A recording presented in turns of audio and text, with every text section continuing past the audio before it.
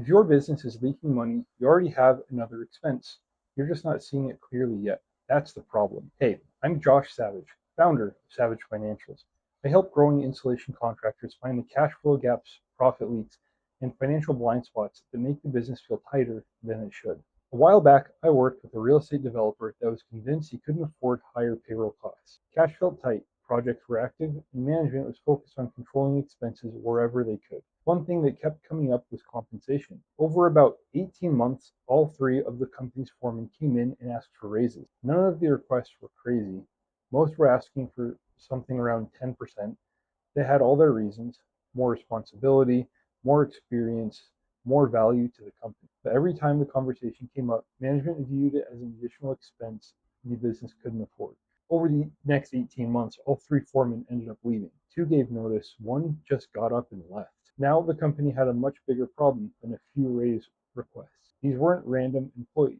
These were the people running jobs, managing crews, solving problems, and keeping projects moving. When they left, management had to move some of the more experienced crew members into those roles. The problem was that being a good crew member and being a good foreman aren't the same thing.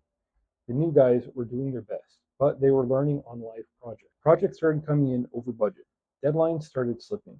Rework increased. More issues got escalated to ownership. The owner spent more time putting out fires and less time focusing on growing the business. On top of that, they still had to recruit, hire, and train replacements. The interesting part was that the company thought it was avoiding an expense. The raises were visible. The turnover cost wasn't. The raises would have shown up on a payroll report. The turnover costs showed up as missed deadlines, over budget jobs, rework, recruiting costs, training time, lost productivity, and management attention being pulled away from growth, amongst other things. Nobody looked at all those things together and called it turnover, but that's exactly what it was. When we stepped back and looked at the whole picture, it became pretty clear. The business wasn't saving money. It was just paying the expenses somewhere else. And in the process, is probably paying a lot more than the raises it was trying to avoid in the first place. Here's the lesson. Most owners don't struggle to identify obvious expenses. They know what payroll costs, they know what equipment costs, they know what insurance costs. The problem is that some of the most expensive things in a business don't show up as an obvious cost. In the story I just told, the raises were visible.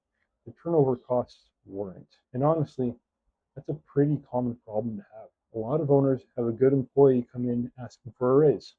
Maybe it's 10%, maybe it's a little bit more. The raise feels expensive because you can see it immediately. What you don't see is what happens if that employee gets frustrated and leaves. Now you've got to replace them. Now you've got to train someone. Now projects start slipping. Now jobs start coming in over budget. Now you're dealing with rework. Now you're spending your own time solving problems that somebody else used to handle. Those are costs too. They're just harder to see. And sometimes it's worth it and sometimes it's not. But that's how a lot of financial problems work. The obvious cost gets all the attention. The hidden cost gets ignored. It comes in the form of underpriced jobs, free extras, labor overruns, material waste, slow paying customers, employee turnover. They're all costing the business money, whether they're sitting on an income statement or not. In fact, QuickBooks studied small business owners and found that financial mismanagement costs the average business over $100,000 in lost profit. Not because owners are bad at what they do, but because a lot of the leaks are hard to see until someone goes looking for them.